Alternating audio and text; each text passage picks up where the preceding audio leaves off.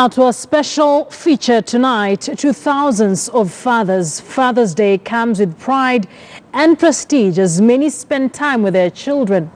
However, a group of men has constantly been paranoid in facing this day, with many retreating to lonely places, sinking into depression, wishing away a day that once every year adds salt to their deep-wounded hearts. These are men who one day woke up to find everything they lived for gone. Everything, including their children, and despite serious efforts to regain touch with them, they end up hitting a dead end. They're absent fathers, willing to be active ones, but they cannot. Tonight, Ibrahim Karanja takes us through the agony of these fathers on our special report, Broken Bonds.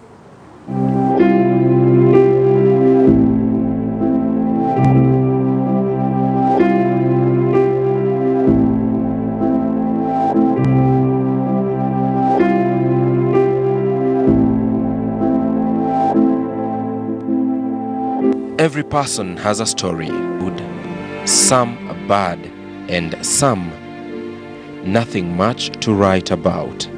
Family, the most basic unit in the structure of a society. Family comes in different forms and with different meaning to different people. In ideal situations, family offers some of the most important things in life: love, support, and a sense of belonging. And when someone who attaches this kind of value to family comes to lose it, well, that becomes a story of loss and devastation.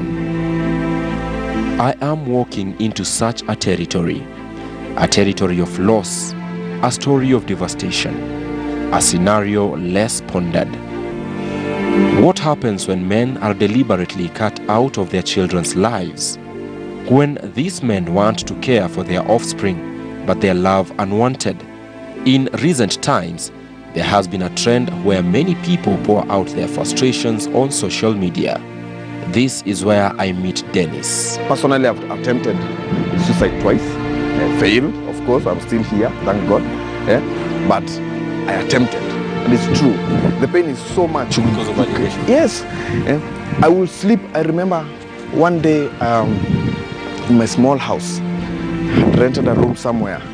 Then on the wall I had a small picture of my son when he was still small. And I would look at it and cry and talk to him. I would talk to him and tell him stuff. Take us to that point where you have said you tried suicide twice. Didn't you think that by that time you're trying suicide, you were actually risking the life of your own son, the one you wanted to be, the one whose life you wanted to be actively involved in? Yeah, I think at that particular time, nothing really mattered. Nothing really mattered. Actually, the pain was so bad. The pain was so bad. I can literally tell you, I could count the number of days that I actually got sleep. There was a time when I woke up in the middle of the night. I took my phone. I was still in Nakuru. I called my mother, and I told her that I don't know how I got here. I don't know how I got here. At one time, my family was full, and now I have nothing literally to live for. So my mother was trying to call me, trying to convince me. I just disconnect the phone. I just put it down, took a rope, and jumped. God is merciful. The ceiling apparently wasn't that strong, because I think the ceiling board just caved in, and I fell down. And that time I remember I cried the whole day. I slept there with that rope on my neck. Getting a chance to see my son at that particular moment was the most difficult time I ever had. The main goal is to be domineering or controlling over the other partner, because this partner who wants to gain control will use the child as a decoy or as a bait to get the child to feel that they are more important, they are more loving as a parent, they are more secure as a parent, as opposed to the other parent who is often blamed and made to feel that you're not doing this, you're not doing that. In Thika town, I meet businessman John Mwangi. Mwangi is a father of 2 boys. Although he pays for his son's school fees and upkeep, he is a father in pain. I'm going through a lot. People outside there may see me smiling, but what is deep in my heart are very painful memories. What I was left with, the memories of my kids who are still alive.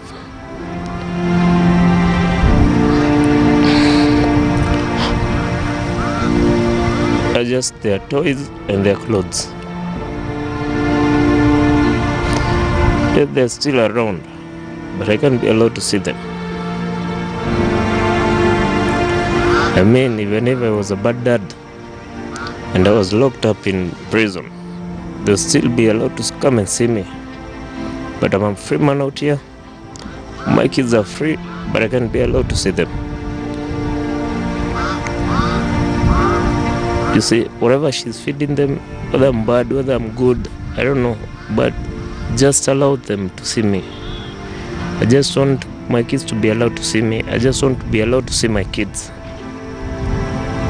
That's all I want. He takes me back to how it all started. She told me she's tired of marriage life. She doesn't want to be with me. And I said, it's okay, I respect your decision, but kindly be allowing me to see these kids.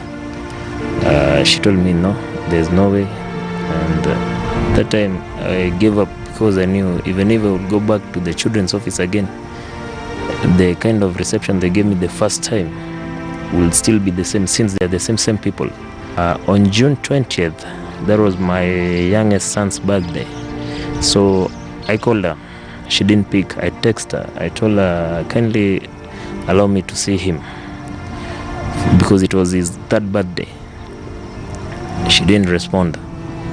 So I just gave up and just whatever I had bought, the presents I had bought, I just stayed with them in the house. Up to now, I still have them. Although there were differences between John and his then wife, the children's office in Thika directed that the children should never lack, that the parents must provide. Mother and father were contented, but according to Mwangi, this was only until a harrowing call came in. It was around 4 a.m. in the morning, a certain morning. She called me and asked me that I keep on asking for these children, yet I don't know what they eat, wherever they are at. So she told me, she gave me her the residence and told me that she needed money for the children's food. In the morning I woke up, I drove to that place and I went with this kid. So when she called me, like after 30 minutes, she asked me to bring the kid back. I told her, you called me and you told me that you don't have any money for food. So let me go with this kid. At least it will ease your burden. You remain with the other one because the other one was still in school. Remain with the other one and whatever I get, I'll be sending you. Child custody cases are often costly, and it is for this reason that John, who is confident that the wheels of justice would favor him, has hesitated to file a suit. I wanted my family back, but she was making it hard for me. So the least I could ask for was at least be with my kids. So she didn't need that. And I went to the authorities, the children's office. They were of no help. And up to today, I'm still fighting for my kids. I just need to see my kids because I can't even speak on them on phone. She has denied me every access. These are grown-up kids. The first one, being 10 years, knows everything about life. Even this other small one, he knew I'm the dad. So being introduced to another man as the dad, I don't have a problem with that because it's a life, it's our choices. We are, as fathers, we feel as if we are being denied that human right, human right. And at the same time, our children are suffering. and any person, and that is our saying, that any person who engages in parental alienation should not be called a single mother, because you're not a single mother if you are intentionally denying access to an able and willing parent. You're actually a single woman and a child abuser, because the children are being abused. The children are being taught to hate, because to hate that other parent, the targeted parent. In the outskirts of Nairobi in Kinoo area, it is a case of same script, different cast.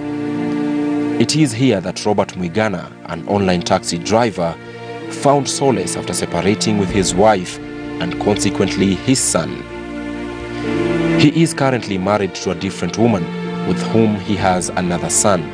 However, Robert feels empty inside. He is mourning the loss of a son who is alive. Robert has no idea where in the world his son, with his estranged wife, is. His support was rejected, and he was forced to walk out on his family. The marriage was difficult, almost from the word go. But having a honeymoon baby, you needed to, you tore down.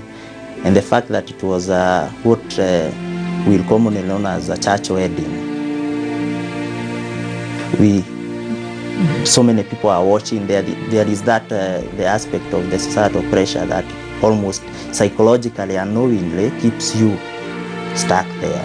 It was difficult for 2 years. Then the next 2 years I was there because I didn't want to leave my son.